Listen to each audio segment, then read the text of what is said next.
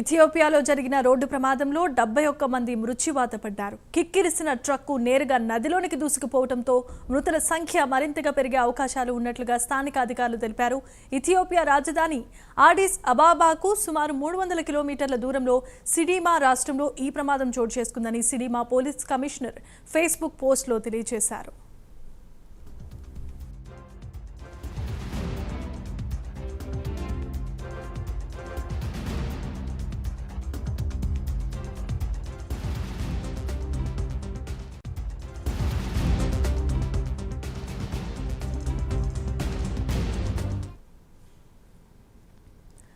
మొత్తం 71 మంది మృతి చెందారని, 5గురిని రక్షించి స్థానిక ఆసుపత్రిలో సోమవారం ఉదయం చేర్పించామని పోలీసు ఉన్నతాధికారులు తెలిపారు. కాగా ప్రమాద స్థానిక కాలమాన ప్రకారం ఆదివారం సాయంత్రం 5:30 జరిగిందని తెలిపారు.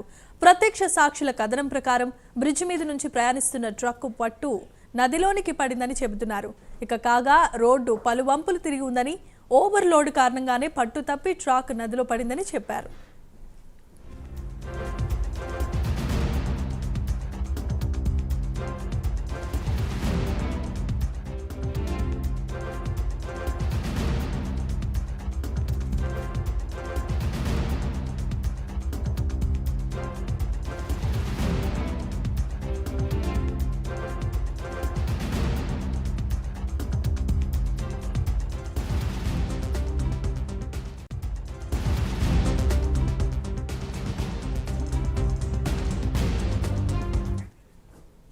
రైట్, ఇదే అంశానికి సంబంధించి మరిన్ని అప్డేట్స్ ను మా ప్రతినిధి టీవీ రావు అందిస్తారు. టీవీ రావు.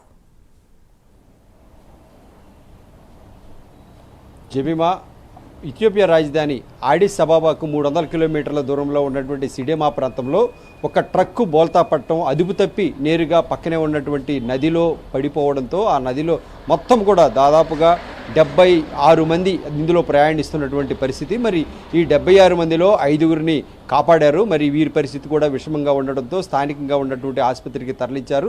మరి వీరిలో ప్రధానంగా 71 మందిలో కూడా 3 మహిళలు ఉన్నారు. వీరిలో 68 మంది వ్యక్తులుగా ఉన్నటువంటి తెలుస్తోంది. మరి ఈ మొత్తానికి సంబంధించి సంఘటనకు సంబంధించి డ్రైవర్ నిర్లక్ష్యమే ప్రధాన కారణంగా చెప్తున్నారు. డ్రైవర్ సహా మొత్తం కూడా ఇప్పటికైతే కనుక మరణించారు. మరి ఇంకా పూర్తి స్థాయి వివరాలు అధికారికంగా వెల్లడి కావాల్సి ఉంది. 68 మంది అయితే కనుక ఏకంగా కూలి పనులు చేసుకునేటటువంటి వీరందరూ కూడా సౌత్ ఇథియోపియా నుంచి తరలి వస్తున్నారనేటటువంటిది సమాచారం. మరి మొత్తం మీద ఇథియోపియాకు రాజధానికి 300 కిలోమీటర్ల దూరంలో జరిగినటువంటి ఈ ఘటనకు సంబంధించి స్థానికంగా ఇప్పటికే పెద్ద ఎత్తున వారి యొక్క బంధువులకు, మృతి చెందిన వారి బంధువులకు అందరికీ కూడా ఒక్కరొక్కరికి కూడా కుటుంబ సభ్యులకు సమాచారం అందిస్తున్నటువంటి పరిస్థితి. స్థానికంగా ఉన్నటువంటి ఏదైతే సాక్ష్యాధారాలను పరిశీలించినటువంటి ప్రాథమిక విచారణలో వెల్లడైనటువంటి అంశాలు కూడా ఏదైతే నిర్ఘాంతపోయేలా ఉన్నాయి.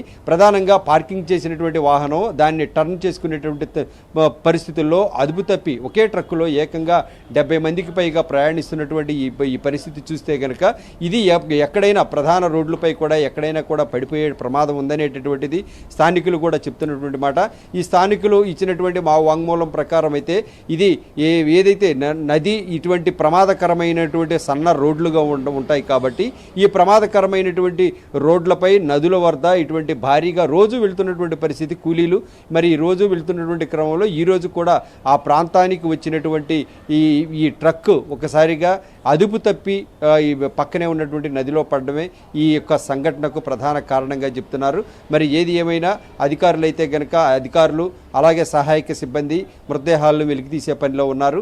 మరి ఆసుపత్రిలో ఉన్నటువంటి వీరికి అందరికీ కూడా వైద్య సదుపాయాలు అందించాలనేటటువంటిది ఇథియోపియా ప్రభుత్వం ఆదేశాలు జారీ చేసింది.